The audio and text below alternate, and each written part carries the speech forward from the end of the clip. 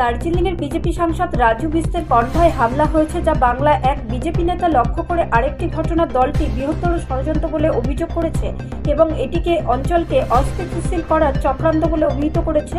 দার্জিলিংয়ের জোরে বাংলোর কাছে বিজেপি দার্জিলিং সাংসদ রাজু বিস্তের কনভয়ে হামলা হয়েছে বলে অভিযোগ। কনভয়ে একটি গাড়িতে অজ্ঞাত ব্যক্তিরা পাথর ছোড়ে হামলায় কেউ আহত হননি। সাংসদ পুলিশের কাছে অভিযোগ দায়ের করেছেন।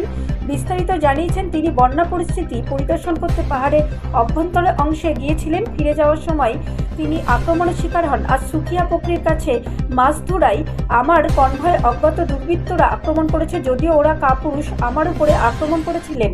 আক্রমণের তীব্রতা আমার গাড়ির ঠিক পেছনের দিকেই পড়েছিল।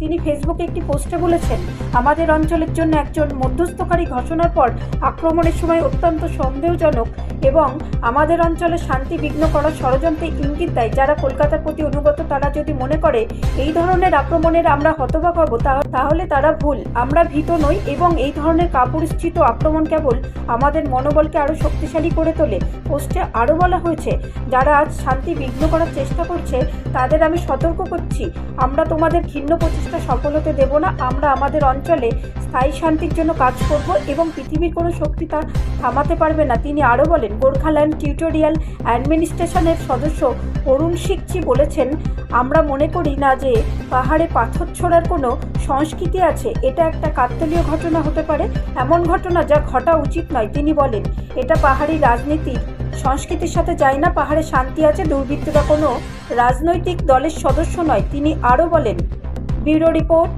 রাষ্ট্রীয় প্রসার বাংলা।